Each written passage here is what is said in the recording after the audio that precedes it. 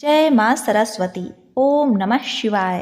प्रिय भक्तगणों, आज माघ माह शुक्ल पक्ष की बसंत पंचमी का व्रत है। इस दिन ज्ञान और वाणी की देवी माँ सरस्वती की पूजा की जाती है। मान्यता है कि इस दिन माँ सरस्वती प्रकट हुई थी। इसी दिन ज्ञान की देवी भक्तों के जिह्वा पर रहती हैं, तो इसीलिए व्यक्ति को बसंत पंचमी के दिन सत्य वचन बोलना चाहिए। खुद के लिए अच्छा बोलने और अच्छा सोचने से व्यक्ति जो भी बोलता है, माँ सरस्वती के कृपा से वो सत्य सिद्ध होता है।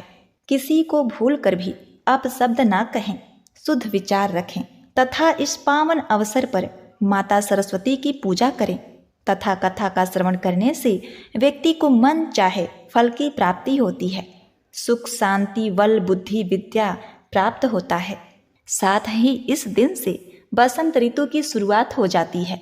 तो माँ सरस्वती से विद्या, बुद्धि, कला एवं ज्ञान का वरदान मांगा जाता है।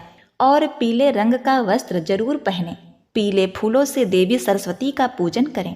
ऐसा करने से माँ सरस्वती आप पर अत्यंत ही प्रसन्न होंगी। तो आज मैं सुना रही हूँ बसंत पंचमी की पावन पौराणिक दुर्लभ कथाएं। इससे पहले चैनल को सब्सक्राइब, लाइक करके कमेंट में जय माँ सरस्वती सच्चे हृदय से जरूर लिखें। बेल बटन को भी दबाएं। जय माता सरस्वती। ओम नमः शिवाय। बसंत पंचमी की पौराणिक कथा के अनुसार सृष्टि के प्रारंभिक काल में भगवान विष्णु की आज्ञा से ब्रह्मा जी ने मनुष्य योनि की रचना की, परंतु वह अपनी सृजनता से संतुष्ट नहीं थे।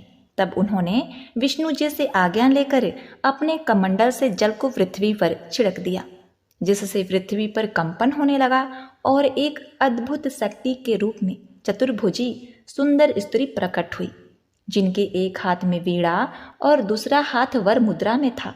वही अन्य दोनों हाथों में पुस्तक एवं माला थी।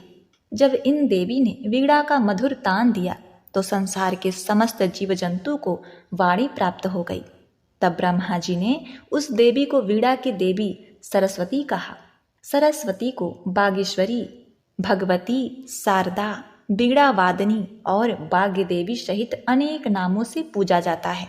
संगीत की उत्पत्ति करने के कारण वह संगीत की देवी भी हैं। इस तरह से देवी सरस्वती का प्रादुर्भाव हुआ।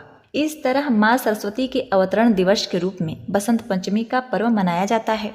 वहीं दूसरी और पौराणिक कथा के अनुसार एक बार देवी सरस्वती ने भगवान श्री कृष्ण को देख लिया और उन पर मोहित हो गई। वह उन्हें पति के रूप में पाना चाहती थी, किंतु जब भगवान श्री कृष्ण को पता चला तो उन्होंने कहा कि वह केवल रुक्मिणी के प्रति समर्पित हैं।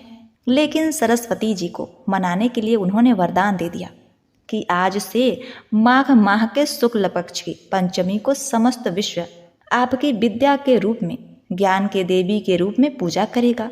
प्रिय भक्तों, उसी समय भगवान श्री कृष्ण ने सबसे पहले देवी सरस्वती की पूजा की। तब से लेकर निरंतर बसंत पंचमी के दिन माँ सरस्वती की पूजा लोगों द्वारा किया जाता है। जय हो माता शारदा। हे माँ भवानी, अपने सभी भक्तों पर कृपा दृष्टि बनाए रखना माँ। जय माँ अंबिका।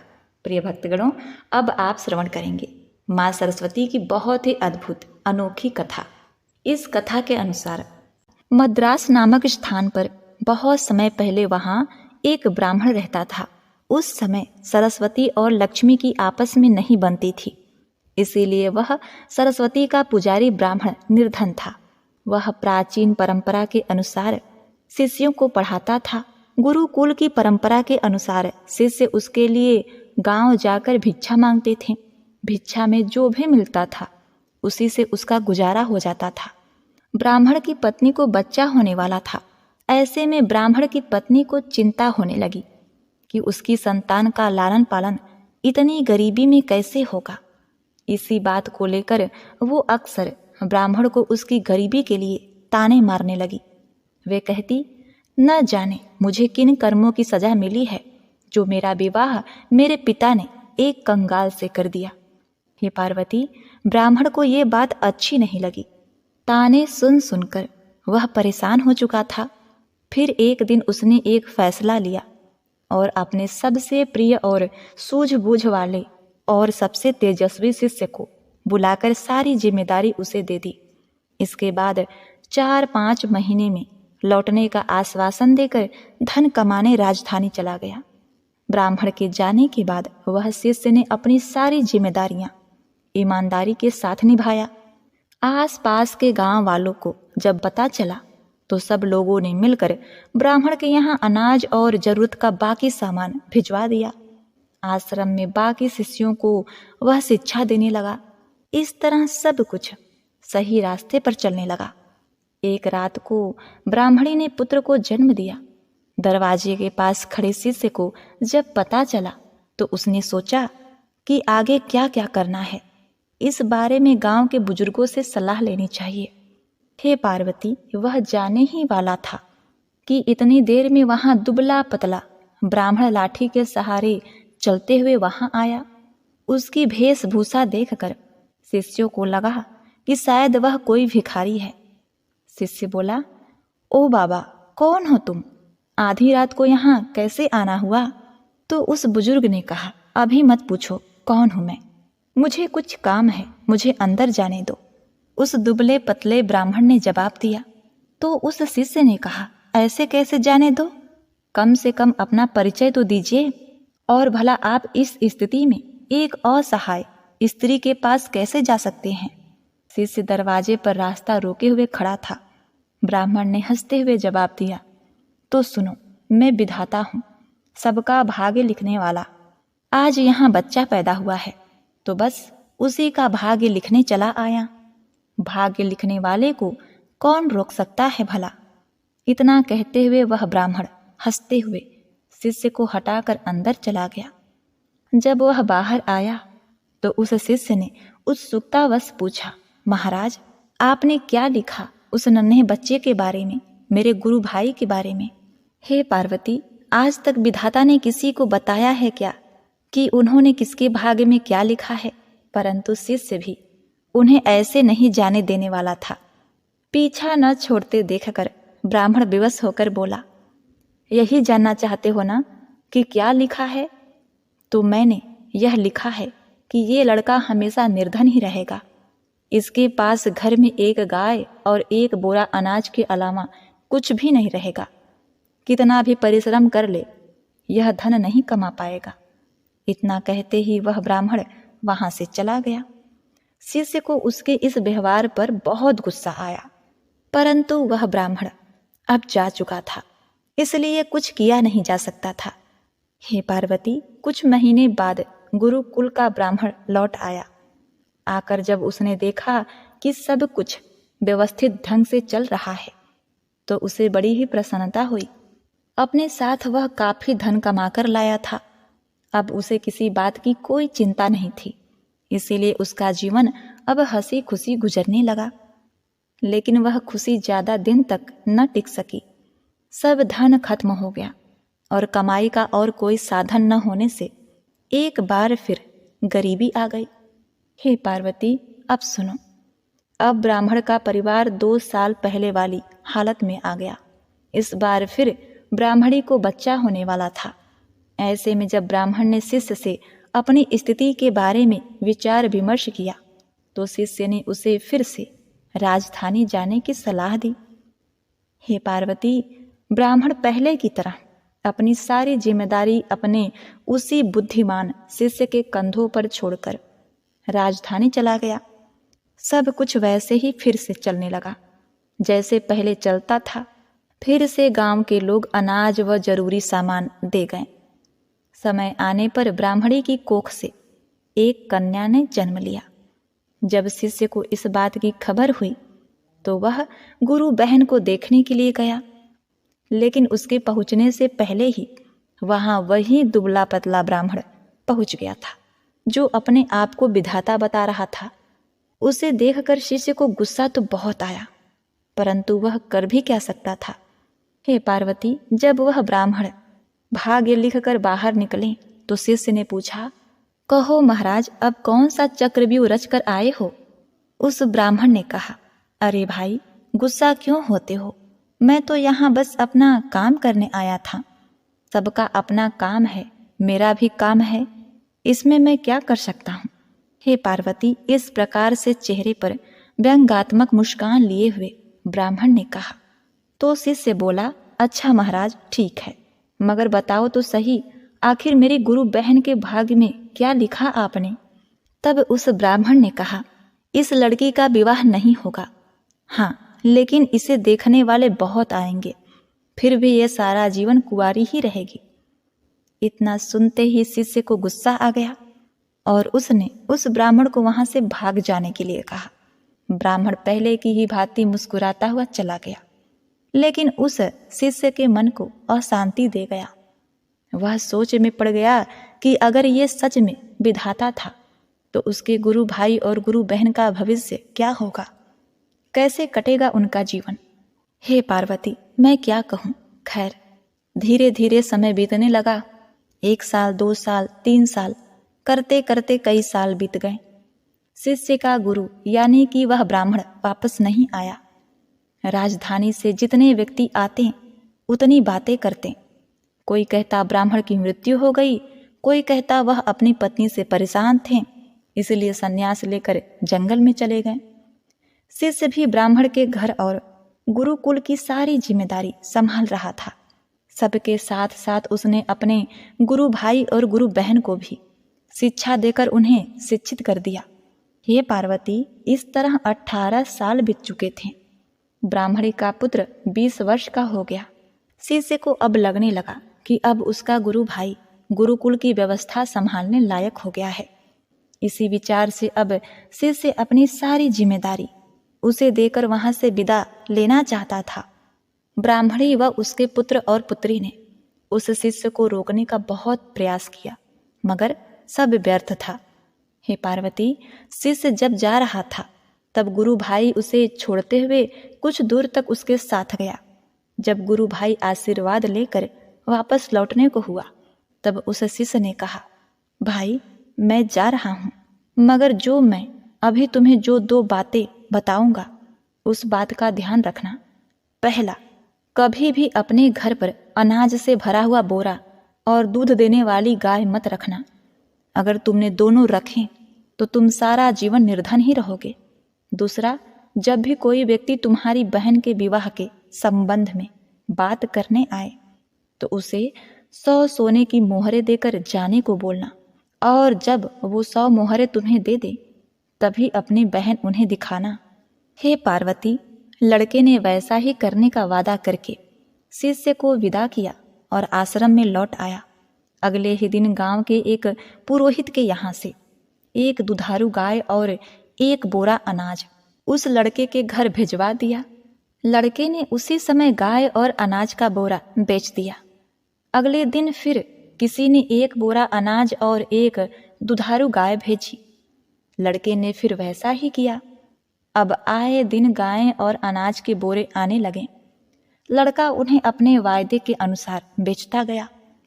इससे उसका भाग्य बदल गया और जल्द ही वह अमीर हो गया।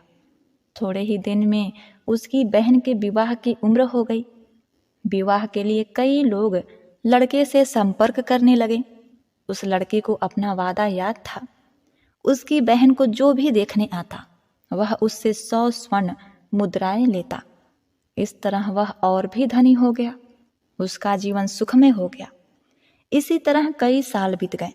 एक दिन उस शिष्य का मन हुआ कि क्यों न अपने गुरु के परिवार को देख लिया जाए कि उनका भाग्य कैसा चल रहा है। हे पार्वती, इसी विचार के साथ वह चल दिया। अभी वह गांव के बाहर ही पहुंचा था कि उसे वहीं दुबला पतला ब्राह्मण एक गाय, एक बोरा अनाज और एक पोटली में मुद्राएं ले जाते हुए दिखाई दिया। शिष्य ने आवाज लगाते हुए कहा, अरे महाराज, कहाँ जा रहे हैं? ब्राह्मण ने उसकी ओर देखा और गुस्से में ऊंची आवाज में बड़बड़ाना शुरू कर दिया। उस ब्राह्मण ने कहा, आ गए जले पर नमक छिड़कने। देख लो, यह सब तुम्हारा ही किया धरा है। रोज एक दूध देने वाली गाय, एक बोरा अनाज और 100 मुद्राएं देते देते मेरी ऐसी की तैसी हो रही है। दिमाग काम नहीं करता है कि तुम्हारे इस चक्रव्यूह से कैसे निकलूं? तो उस शिष्य ने कहा, मेरा चक्रव्यूह? महाराज, आप भूल रहे हैं कि भाग्य तो आप लिखते हैं, फिर भला मैं कैसे आपको किसी भी चक्रव्यूह में फंसा सकता हूँ। शिष्य ने चुटकी लेते हुए उनसे कहा। तो उस ब्राह्मण ने कहा, बेटा, मैं तेरी बुद्धि से हार चुका हूँ, मेरी सहायता कर और मुझे इस झंझट से निकाल। हे पार्वती, तब उस शिष्य ने कहा, महाराज, झंझट से निकलना है तो ये उन दोनों की भाग्य रेखाएं मिटा दीजिए। आप तो जानते हैं कि ये कलयुग है। आज का इंसान स्वयं अपनी बुद्धि से अपना भाग्य बनाता है। उदाहरण आप देख ही रहे हैं। तो उस ब्राह्मण ने कहा, ऐसे कैसे मिटा दूं मैं भाग्य की रेखाएं? शिष्य ने कहा, तो फिर उठाइए झंझट, मैं कुछ नहीं कर सकता। ब्राह्मण ने कहा, अरे नहीं बेटा, मेरा कुछ ख्याल करो, कब तक इसी काम में फंसा रहूंगा मैं भी मजबूर हूँ। शिष्य ने कहा, मैं भी मजबूर हूँ महाराज, अपने गुरु को वचन दिया है कि उनके परिवार का ख्याल रखूंगा। अब ऐसे में उनका साथ कैसे छोड़ दूं? वैसे भी इस दुनिया में कुछ पाने के लिए कुछ खोना पड़ता है, और फिर मुझे तो अपनी बहन का विवाह भी करना है। अगर आप मेरी बात मान लें तो आपको अपनी समस्या का हल मिल जाएगा। कुछ देर सोच विचार करने के बाद उस ब्राह्मण ने गाय, अनाज का बोरा और मुद्राओं की पोटली उस शिष्य को दे दिया और बोले, जाओ, मिटा दी उनकी भाग्य की रेखाएं। तुम्हें उनका जैसा भी भाग्य बनाना है बना लो, मैं कोई रुकावट नहीं डालूंगा। लेकिन हाँ, मेरी एक विनती है कि इस बारे में तुम किसी को बताना नहीं तो कोई भी मेरा आदर नहीं करेगा, किसी को मेरा भय नहीं रहेगा, जिसके कारण कोई मुझे याद नहीं करेगा। इतना कहते हुए ब्राह्मण जो भाग्य था वहां से चला गया, जो खुद को विधाता बता रहा था। इससे ये सिद्ध हो गया कि मनुष्य जो अपनी बुद्धि से अपना भाग्य बदल सकते हैं, यदि मनुष्य अपने लक्ष्य के लिए पूरी तरह से समर्पित हैं, तो ऐसी कोई चीज नहीं जो वो हासिल नहीं कर सकते। परेशानियों में ही मनुष्य के सफलता का रहस्य छुपा होता है। ये तो मनुष्य के मानसिकता पर निर्भर करता है कि उनका जीवन कैसा होने वाला है। यदि मनुष्य का भाग्य रूठा हुआ है तो भी कोशिश करने से, अपने बुद्धि से वह अपने भविष्य को बदल सकता है। मनुष्य में अथाह क्षमता है कि वह अपने भाग्य को बदल दे, किंतु मनुष्य अपने भाग्य पर ही रोता रहता है। भाग्य भी उसकी परीक्षा लेता है। पार्वती पते हर हर महादेव। ओम नमः शिवाय। गंगा माता और सरस्वती माता की कथा। एक बार की बात है, सरस्वती माता ब्रह्मलोक में अपनी बीड़ा बजा रही थी। तभी माता लक्ष्मी वहां प्रकट हुई। माता सरस्वती ने उनका स्वागत किया और उनको आसन पर बैठाया। तब माता सरस्वती ने उनसे यहाँ आने का कारण पूछा। तब माता लक्ष्मी ने अभिमान के साथ कहा कि मैं तो लक्ष्मी हूँ, मुझे जन कल्याण के कार्य में बहुत व्यस्त रहना पड़ता है। आज थोड़ा समय मिला है तो सोचा आपसे मिल आऊं। मुझे सबको धन, वैभव और सुख देना होता है। मेरे बिना तो इस दुनिया का चल पाना ही असंभव है। प्रिय भक्तों, वहीं आगे माता लक्ष्मी ने माँ सरस्वती पर कटाक्ष मारते हुए कहा कि अगर उन्हें भी सिर्फ ब्रह्मलोक में बीड़ा बजाना होता तो उनके पास समय ही समय होता। माता लक्ष्मी की अहंकार भरी बातें सुनकर माता सरस्वती को बहुत क्रोध आया, जिसके बाद उन्होंने माता लक्ष्मी को कटाक्ष करते हुए कहा, देवी लक्ष्मी, सत्य है आप वैभव की देवी हैं, लेकिन फिर भी आपको चंचला कहा जाता है। आप कहीं भी बिल्कुल भी स्थिर नहीं रहती। लेकिन मैं आपके बिल्कुल विपरीत हूँ। मैं जिस जगह जाती हूँ वहाँ आजीवन के लिए बस जाती हूँ। आपको तो कोई भी चुरा सकता है, डाका डाल सकता है, लेकिन मैं नहीं, बल्कि मैं तो बांटने से बढ़ती हूँ। मेरा प्रचार प्रसार जितना होगा मैं तो उतनी ही बढ़ती जाऊंगी कि कोई भी मनुष्य कितना भी धनी क्यों ना हो, जब तक मैं उसके साथ नहीं होती उसका जीवन मिट्टी के समान होता है। माँ सरस्वती क्रोध में आज आग बबूला हो रही थी। साथ ही उन्होंने यह भी कहा कि उनके मंत्रों के बिना भगवान विष्णु की पूजा अधूरी है।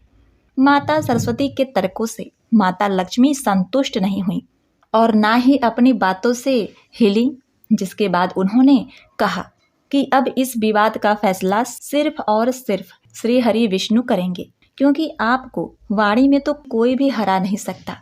अब इसके बाद दोनों देवियां फैसला कराने के लिए भगवान विष्णु के लोक विष्णु लोक को गईं। तो वहां पहले से ही देवी गंगा भगवान विष्णु के चरणों में बैठी हुई थी। श्री हरि को ध्यान में लीन देख माता लक्ष्मी उनके पास जाकर बैठ जाती हैं, लेकिन कोई भी माता सरस्वती को बैठने के लिए नहीं कहता। तब यह सब देखकर माता सरस्वती को बड़ा ही क्रोध आया। उन्होंने कहा, हे देवी लक्ष्मी, आप ही मुझे यहाँ लेकर आई हैं और आप मुझे बैठने के लिए नहीं कह रही हैं। मुझे आपने कोई स्थान नहीं दिया। क्या विष्णु लोक में अतिथियों का ऐसे ही सत्कार किया जाता है? इस पर माता लक्ष्मी बोली कि मेरा निवास श्री हरि के हृदय में है और देवी गंगा को स्वयं प्रभु हरि ने अपने चरणों में स्थान दिया है। इसके अलावा उनके पास जगह खाली नहीं है जहां आपको स्थान दिया जा सके। इतना कहकर दोनों देवियां माता लक्ष्मी और माता गंगा जोर जोर से हंसने लगी। अपना उपहास उड़ाता देखकर माता सरस्वती के क्रोध की सीमा ही नहीं रहती। माँ सरस्वती ने माँ लक्ष्मी से कहा कि आपको बड़ा अभिमान है अपने वैभव और श्री हरि के हृदय में होने का, तो मैं आपको यहाँ से दूर कर दूंगी और मैं एक दिन भगवान श्री हरि विष्णु के हृदय में स्थापित हो जाऊंगी। यह कहकर माता सरस्वती ने माता लक्ष्मी को श्राप दे दिया और कहा कि आप विष्णु लोक छोड़कर धरती पर चले जाएंगी, जहां आप तुलसी के रूप में जन्म लेंगी, जहां जाकर आपका भगवान विष्णु से कोई संबंध नहीं रहेगा और धरती पर आपका विवाह किसी असुर से होगा। प्रिय भक्तों, वही माता लक्ष्मी को दिए गए श्राप को सुनकर देवी गंगा को माँ सरस्वती पर क्रोध आ गया और उन्होंने माता सरस्वती को श्राप दे दिया कि वे एक नदी के रूप में पृथ्वी लोक पर बहेंगी। प्रिय भक्तगणों, यह श्राप का सिलसिला यही नहीं थमा। माता लक्ष्मी की तरफदारी में देवी गंगा ने माँ सरस्वती को तो श्राप दे दिया, लेकिन माता सरस्वती को यह भेदभाव बिल्कुल भी नहीं भाया। उन्होंने क्रोधित होकर देवी गंगा को भी श्राप दे दिया कि मैं भी आपको श्राप देती हूँ कि आप भी पृथ्वी लोक पर नदी के रूप में बहेंगी और आप में कंकालों, हड्डियों इत्यादि को बहाए जाएंगे। प्रिय भक्तगणों, जब यह श्राप का सिलसिला खत्म हुआ तो तीनों देवियां पछताने लगी और इस श्राप से मुक्ति के लिए उपाय खोजने लगी। तभी भगवान विष्णु का नेत्र खुलता है और उन्होंने कहा, हे देवियों, मैंने आपकी बातों को सुना और समझा। आपको इस श्राप का फल तो भोगना ही पड़ेगा। यह बात माता गंगा को बहुत ही दुख देने लगा कि उन्हें अब मृत्यु लोक में जाना पड़ेगा, धरती पर जाकर वहां पर रहना होगा, सभी मनुष्यों के पापों को धोना पड़ेगा। धरती पर आने की बात सुनकर माँ गंगा घबरा गईं कि पापी लोग तो उनके जल से स्नान करेंगे और अपने पापों को वहां छोड़कर चले जाएंगे। वह सब मुझे अपने भीतर समाना पड़ेगा। कहते हैं कि हर घटना के पीछे कोई न कोई कारण अवश्य छुपा होता है। इस प्रकार माँ गंगा धरती पर आईं और तब से पापियों का उद्धार करती चली आ रही हैं। कहते हैं कि इस प्रकार माँ सरस्वती द्वारा गंगा को श्राप दिया गया, श्राप भी सिद्ध हो गया और सरस्वती माता भी नदी बनकर पृथ्वी पर बहने लगी। जय सरस्वती माँ, जय गंगा माँ। हे माँ गंगा, हे सरस्वती माँ, अपने सभी भक्तों का कल्याण करना। ओम गंगाए नमः। प्रिय भक्तगणों, और कमेंट में हर हर गंगे, जय भोलेनाथ अवश्य लिखें।